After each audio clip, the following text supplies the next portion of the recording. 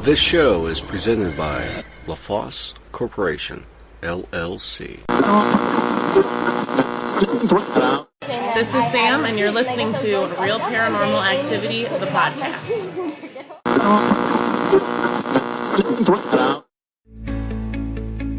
Hello, folks. This is Aaron Hunter, along with Brittany, and you are listening to Real Paranormal Activity, the podcast, where you, the listener, can go ahead and share your own paranormal experiences. Go ahead and give us a call at 224-361-1577. We'll go ahead and air your story on a future podcast, or if you'd like to write us, go to realparanormalactivity.com, click on the email symbol, and send that off to us, and we'll go ahead and read it on a future podcast.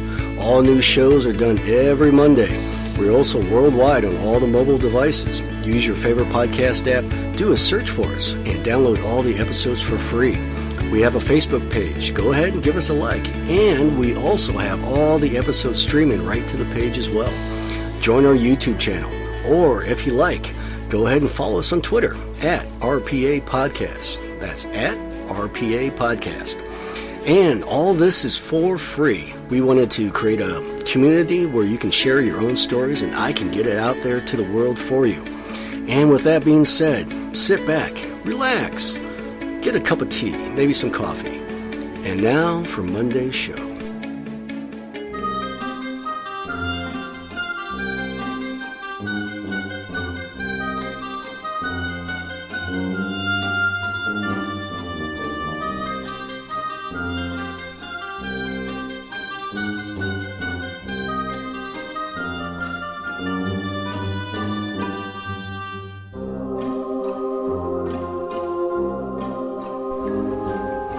Hello guys, Aaron Hunter here along with Britt, and it is December 14th, 2015, episode 49. What is happening out there? Man, it's it's cloudy and drizzling. It's good sleeping weather over here. I could really take a nap or something. And Britt, what's going on? You know, guys, let me see that book, Britt. Britt's an avid reader. Every time she comes here, she has a book in her hand. Yeah, come on. Just toss it. Come on. Yep. Jeez. Man, Britt. Take it easy. What you reading today? Very cool. The Conquering Sword of Conan. Wait a minute. This is mine. Yeah, I don't care. Yeah, it's a good book. Bunch of short stories. I like Conan. I didn't know you like Conan. Okay, well, yeah, it's a good book, man. Just make sure you put it back. I got a miniature library here filled with all kinds of stuff. What do we have for you guys today? Hopefully you guys had a good weekend. And what we have here today is we're going to interview an author. Her name is Nora Truscello. She's in Philadelphia. She wrote the book, The Spiritual Psychic, 4 Necessary Steps for Healers and Lightworkers to Protect Against Evil and Demons. And she gave me the book. I read it. I think it's really, really interesting stuff. The book is in 2 parts. In part 1, she speaks about spiritual and energy attacks and what can happen. And what's really cool about it is that she gives these accounts, these short stories of what can happen when you're under these spiritual attacks, from spirits or even malevolent spirits, demons, that sort of thing. And then in part 2, she speaks about, well, how can you protect yourself against these spiritual attacks? Very cool book. We talk about it. We go in depth. She speaks about, all of that. She goes into detail. And so, yeah, that's it. Anything else, Britt? No? Yeah, Facebook page good? Yeah, all right. We're all set, man. All right, so take a listen to this.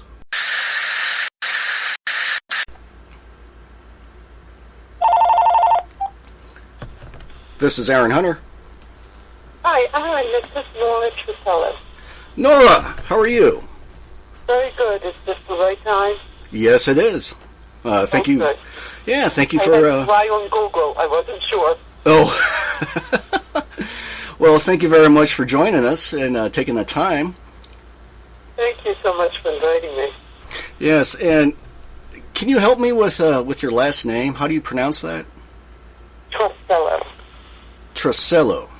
Okay. Yeah. Okay. You can trust me. I'm a Truscello. Okay, so yeah, you're the author of The Spiritual Psychic: 4 Necessary Steps for Healers and Light Workers to Protect Against Evil and Demons. Welcome to the show. And how are you today? I'm doing great. Thank you so much for having me, because this is such an opportunity to speak to some of your listeners whose stories just blow me away that you read. I'm like, I want to talk to that person. So you're giving me that opportunity, and I so appreciate it. Oh, yes, of course. And, thank you for sending me your book. It's very interesting stuff. It's a new territory for me, so I learned a lot. And so, just for the listeners out there, Nora's book is in 2 parts. Part 1 is basically, you're a victim of spiritual attacks. So she speaks a little bit about that. She gives some short stories and the outcomes of those spiritual attacks.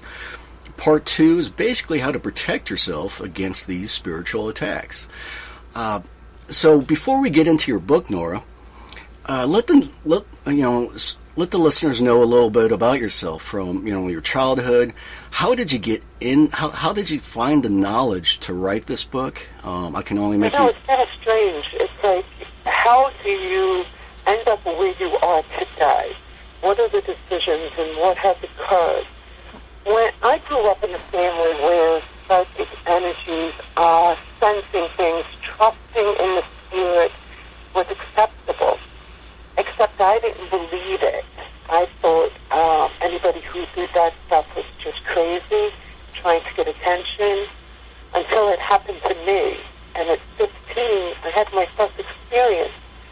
I was so disturbed by having the experience, thinking I was crazy, that I can't even tell you what the experience was. I don't remember it. I just remember knowing I must be crazy, which makes me think of a lot of your stories of people like, am I crazy? Is this really happening? Right. So I can relate to that. Right. But instead of getting frightened off and allowing myself to feel crazy, my father just took me on the side and said, we are all radios. All you have to do is tune the dial. Of course, that's before digital, when we actually had dials. and he would just move his hand. He's like, you'll move it a little one way, move it a little another way, and you can make a difference for people if you want. So I started practicing. I started taking it on almost like a drug. I just could not learn enough. I grew up in a culture. I am Lebanese American. I mean, we're 3 generations here, but we hung on to our roots. So it wasn't uncommon to experience with the spirits and uncommon to explore psychic things. And we had a restaurant, so I had the great opportunity of reading all kinds of people when they would come in, just for the fun of it. So I had countless opportunities to exercise my things as I learned them, get immediate feedback from customers who were having dinner who just wanted the fun of somebody reading them. And it was a tremendous, tremendous opportunity that I sucked all up until I started getting sick from it. And this is where I listened to some of your stories, and I'm like, yeah, this can physically affect you. This can mentally, spiritually take you down. And as I started crashing, and I'm not going to go into the whole story, I do touch it in the book. Right. What I discovered was I built and practiced and tuned in, but I built it on sand. I didn't build I didn't build it on a spiritual rock, a solid foundation. Okay. So as that experiences happened, I was being crushed mentally, physically, and spiritually.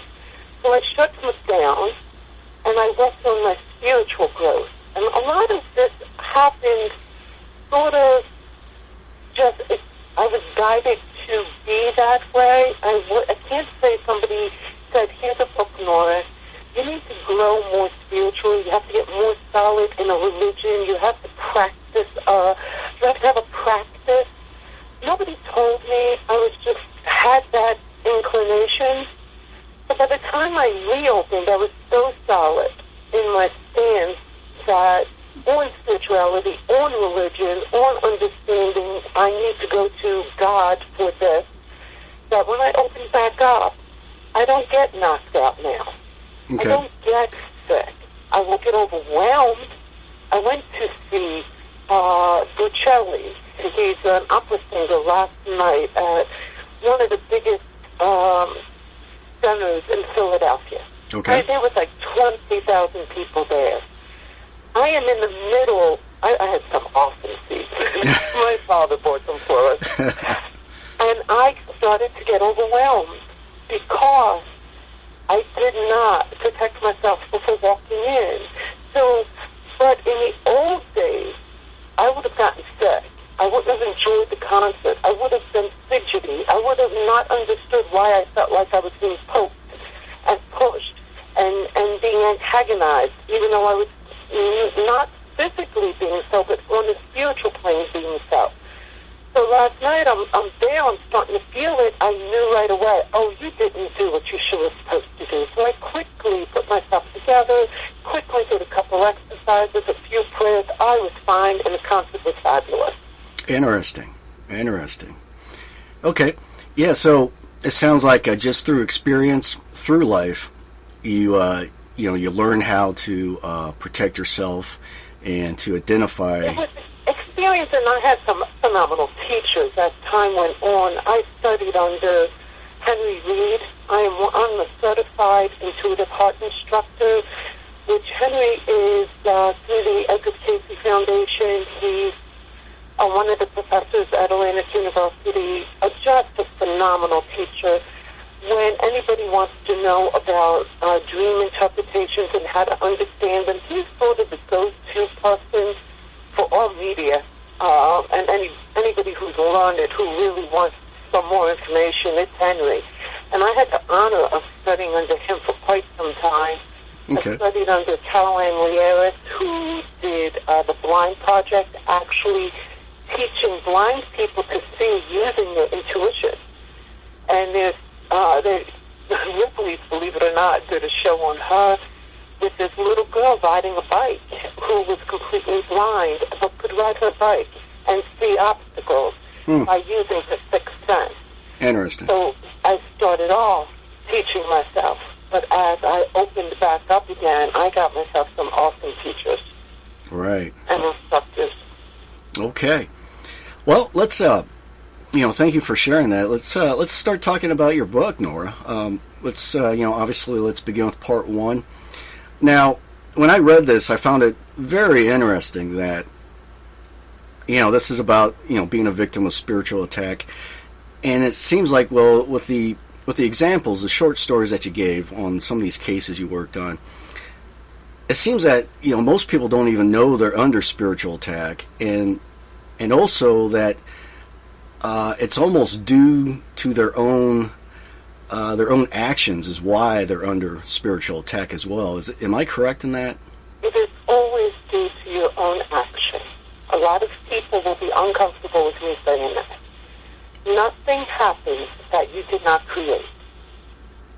So, for example, let's take a real simple one.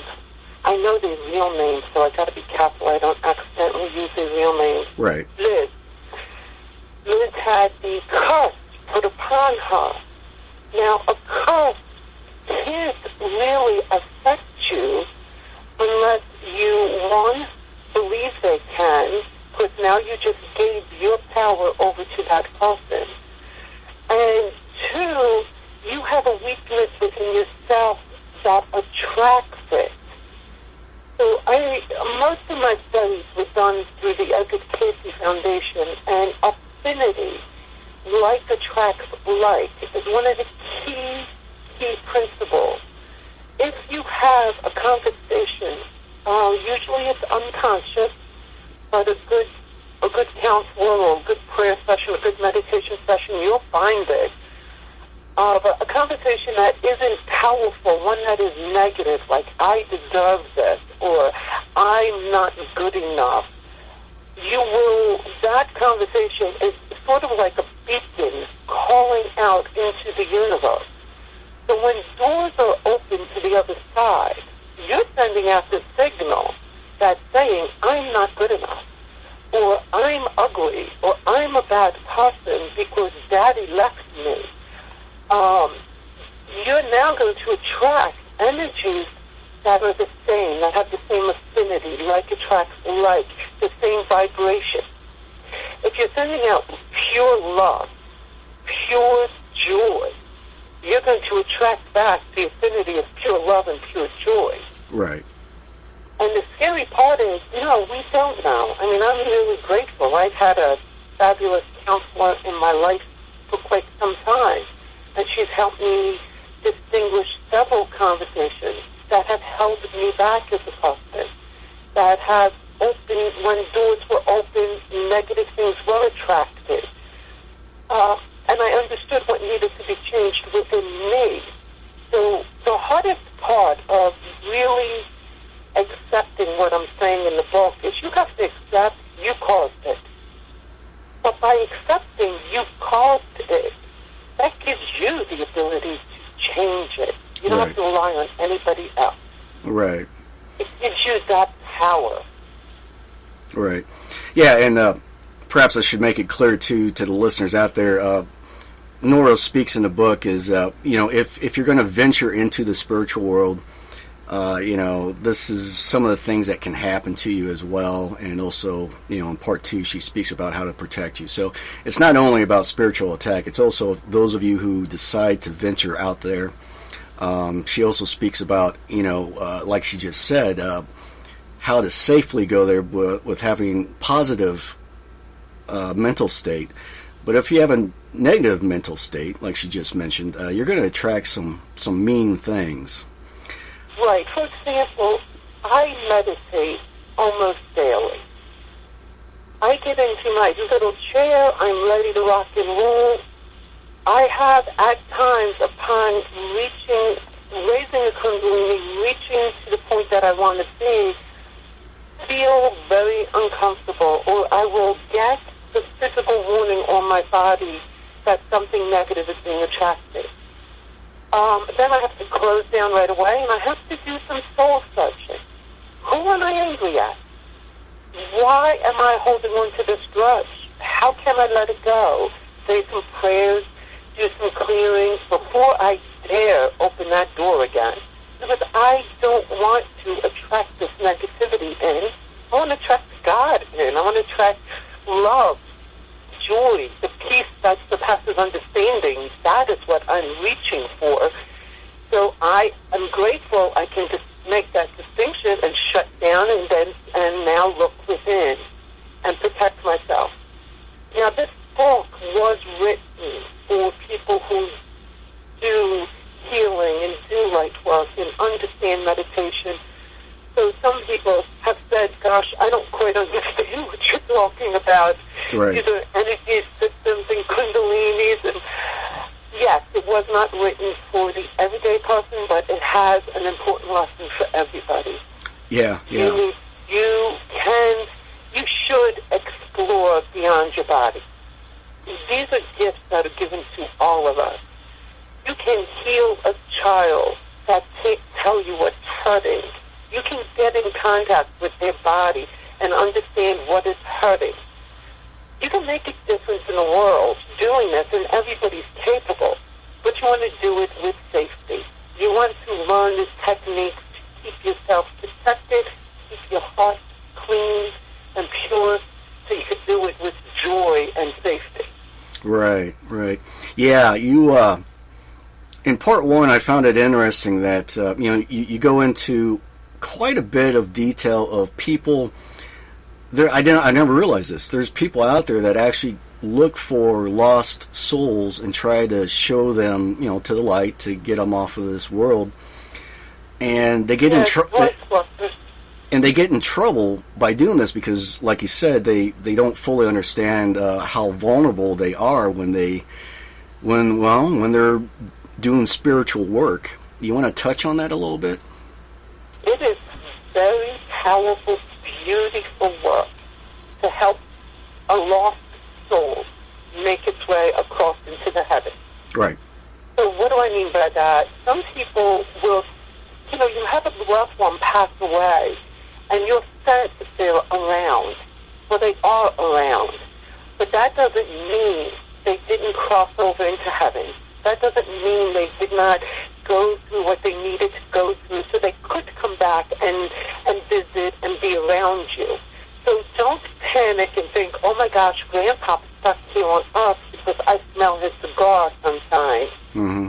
No, it just means Grandpa's stopping in for a visit. Now, if Grandpa never leaves and you smell his cigar often, he's stuck. Mm-hmm. Or if your house is haunted. Or if there's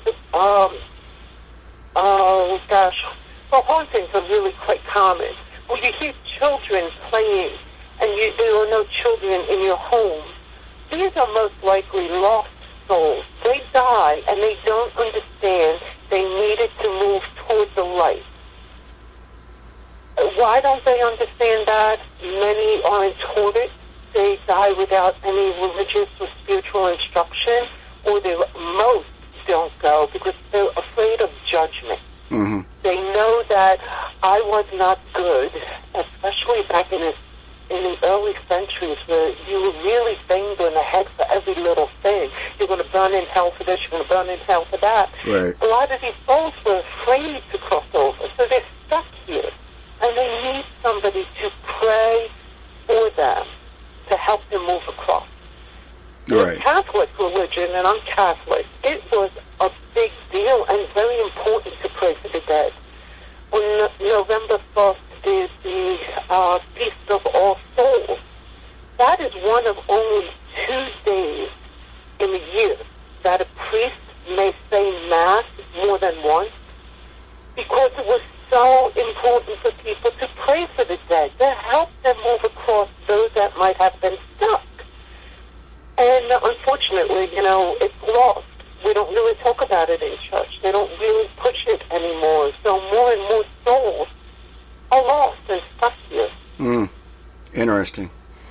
Let's talk about spiritual attack itself. What kind of spiritual attacks can people, from minor spiritual attacks to some very scary stuff? Can you let the listeners know? I'm going to take that.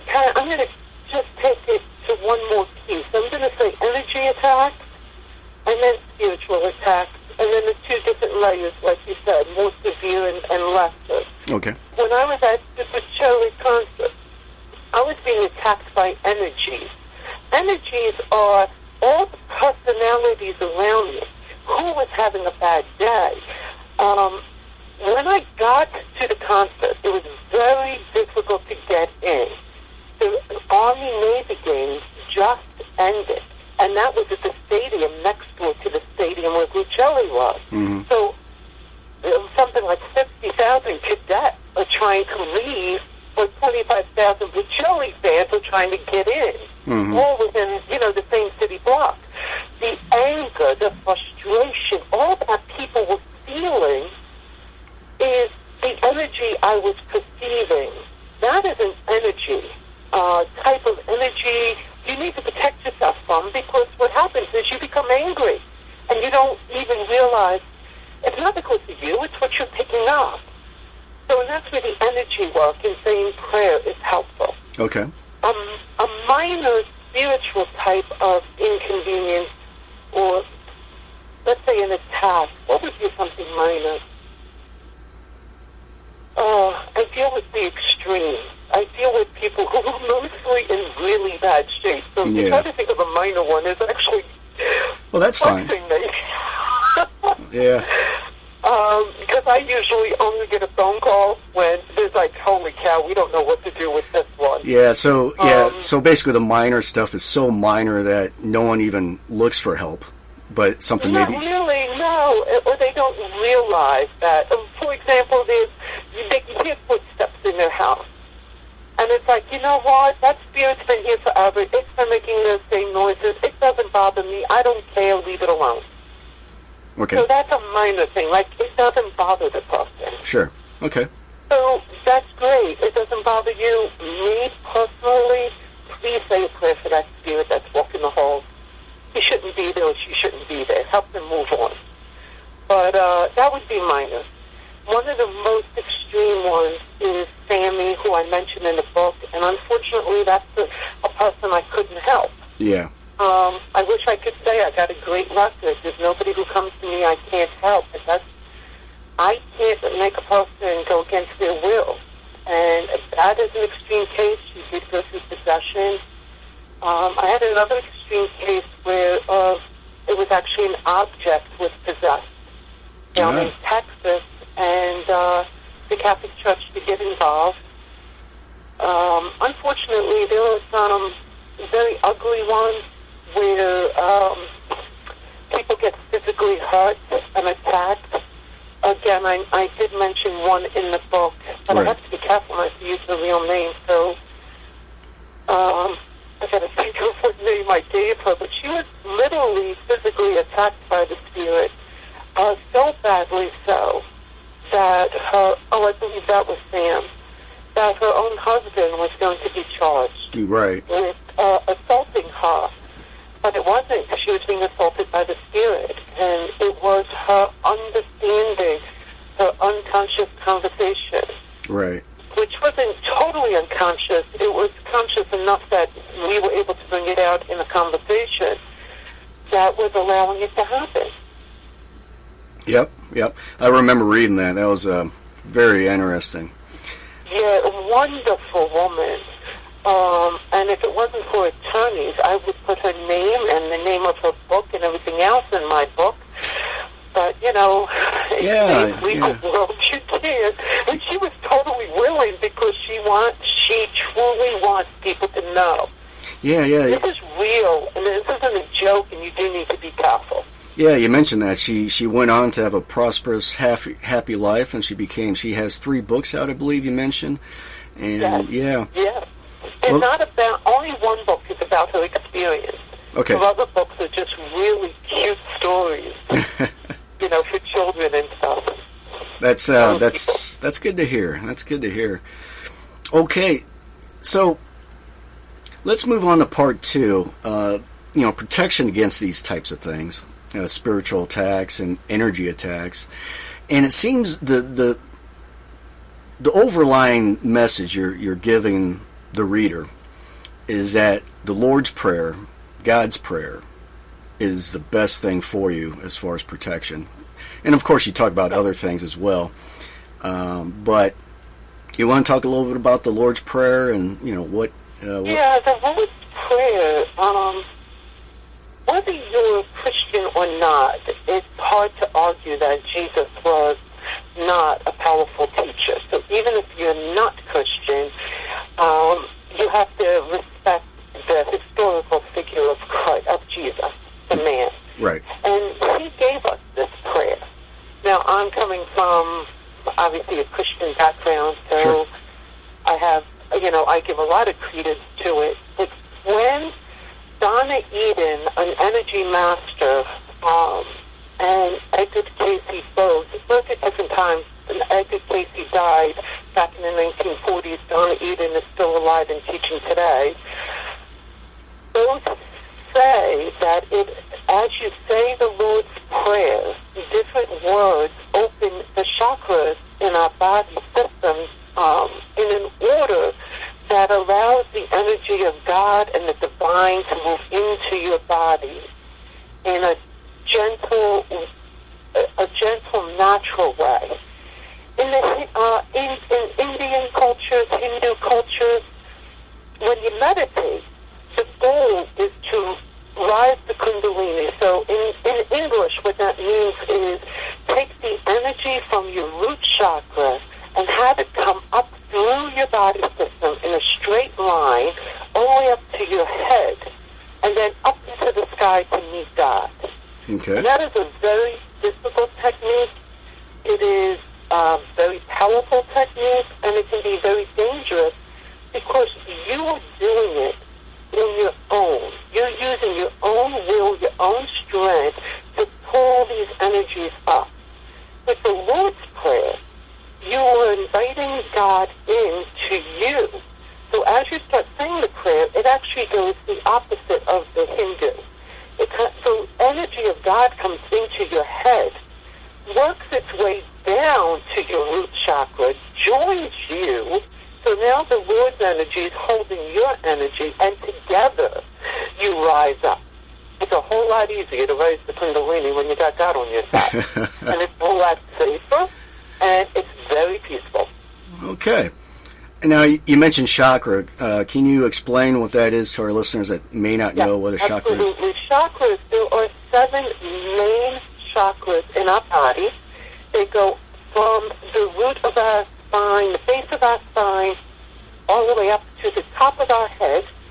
And in the Egyptian culture and in Edgar Cayce's readings, that top of the head is not the last chakra. It actually moves to between your eyes. So the chakras, the Kundalini will rise through the chakras, sort of in an arching fashion, ending at your third eye like a shepherd's hook. It doesn't quite matter. The thing is, each of these systems help you to, they absorb different energies in the world and help you distinguish what's going on. And it also makes it easy for healers to feel other people's energy systems, and they can understand if something wrong here. Is it a broken heart that I'm feeling, or is it the person has something wrong with a valve that I'm feeling because they're working in the heart area, say? Okay. The root chakra has all to do with our childhood and our past and our survival instincts. So when a healer is working in those areas, they'll start telling you things about your past to help you get it healed. So each chakra represents a different part of us that needs to keep clear, that needs to stay strong. So when you're working with people, you're not vulnerable because you kept them clean and strong, and the Lord's Prayer actually clears them out as it goes. Okay. All right. Yeah.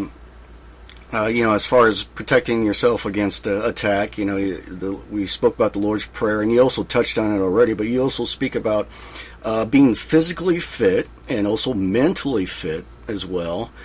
And I guess, all three of those things put together is your best defense. Am I correct in that? And I'm going to be honest with you. I'm extremely overweight. I am not physically fit, but I'm energetically fit. Okay. And I walk, I watch what I eat as far as, I'm conscious with whole foods. Right. But I have my 3 sons, their wives, and my grandchildren over today, and we're baking tons of cookies. I stopped to come up to talk to you, and I'm eating them. So physically fit is more of, you don't want to be inactive. Right. You need to be in some type of motion. Energetically fit actually helps you stay physically fit. Sure. For a person my size, I should have high blood pressure. I should be diabetic. I should be losing my hair. None of that. I don't have any of that because energetically and spiritually I keep my body strong. Right. Yeah, that makes sense. Keep my body strong. Right. Yeah, that makes sense. You don't necessarily need to be have a you don't have to be Arnold Schwarzenegger. Yeah, you don't. Yeah, you don't. You can be perfectly. You don't have to run 5 miles a day unless you love to run 5 miles a day. Right. You can be physically. You can be healthy. As far as your body is. Without being muscles and all this and that, you could be perfectly right, and that's healthy. not to say I can't. I shouldn't do a little better. Yeah, I know I should. Yeah. Okay, and is there anything else you want to touch on the part 2 section of your book? There's one point. There's one piece called ideals. Ideals are a little hard to grasp the concept, It's one of Edgar Cayce's concepts. But once you get it, it's really useful. An ideal is not really a goal. It's not like I'm trying to be like Mother Teresa, but more of a spiritual way of being. So I'm not ever going to be Mother Teresa. Yeah, right. But I can strive to be in the spirit of Mother Teresa. Okay. And that is my ideal is to be pure of heart, to be of service, to give without receiving. That would be the ideal. And having a strong ideal gives you something to strive for that isn't obtainable, but is also very rewarding, because it's like, yeah, I know that's not obtainable, but boy, look at how much I've improved with this. Right. And I never would have if I didn't give it consideration and I didn't take it on. It almost sounds like you're speaking about piety. No, because I just said Mother Teresa as an example. Your ideal could be Donald Trump. Yeah. You know, so, and you want to live in the spirit of Trump.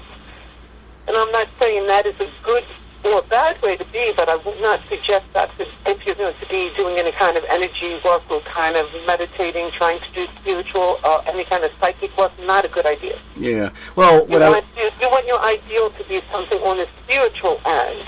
Well, what I was getting at is, being pious, being godlike, doing, Yes. Yes. I mean, for what I'm talking about with the book, The Spiritual Psychic, yes. Okay. But you need an ideal for almost anything. If you're taking on a new business, yeah, you do want to have an ideal, and it could be Trump. It could be anybody that you don't expect to ever meet that level, but you want to live into that role. With the spiritual stuff, yes. I mean, my ideal is the Blessed Mother. Okay. So it's not a standard I'll ever meet. Sure. But if I don't put it out there, I have nothing to strive for. So I constantly have something I can strive for. And it makes you stronger by doing that. Yeah. Okay. Yeah, that's a good point. And, well, is there, I think this is it. I think our time has run up. And, thank you very much for joining us and letting the listeners know about your book. I think it's a great book. Thank you very much. Thank you very much for sending it to me. I read it.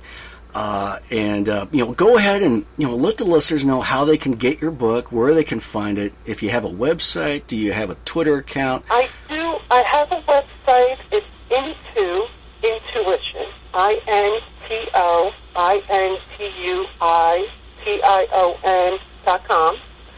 I am on Facebook, and the book is available through Amazon. If you type in the Spiritual Psychic, and just my name, Nora Truscello, TRUSCELLO, it'll come right up. If you put in just the Spiritual Psychic, several books will come up, but you can spot my name. Okay. It will say Nora Truscello on the cover, and 4 necessary steps for healers and light workers to protect against evil and demons. On the website are ways to contact me if you have questions and you're finding yourself in a bad dilemma. Most of the work I do is voluntary, so people do not have to worry if they're really in crisis. Myself and others do this work out of just giving back. Yeah, that's fantastic, Nora. And again, thank you very much for being on the show and taking the time to speak with us today. Thank you. God bless and Merry Christmas. Yes, Merry Christmas. And stay on the line, please. Yes. Well, that's it, guys. What do you think? Not bad. Not bad at all. Very interesting stuff. I thought it was a great interview. I learned a lot. I like these interviews where I don't know much about.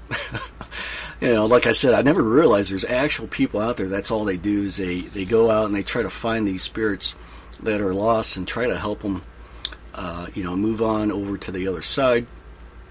And she speaks about that in the book, like we mentioned. And, one person got in some trouble with that. Opened themselves up and, started getting attacks.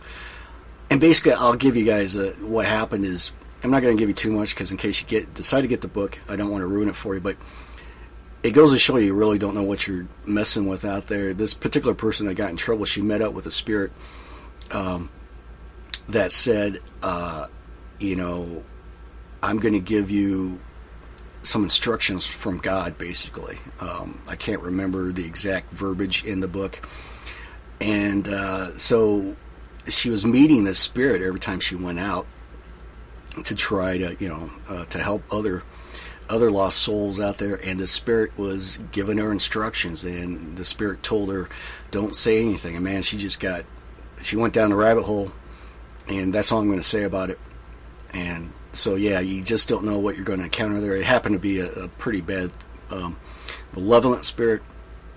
So the book is filled with these tales of caution and what happens out there to some of these people. But yeah, take a look at the show notes. The link to the book is there. I liked it. I really did. So with that, guys, hey, thank you again. As always, we love you guys. This is your show. I just hosted it. I'm serious about that. We get correspondence all the time, and we communicate with you guys. And keep sending your stories in, and we'll tell it.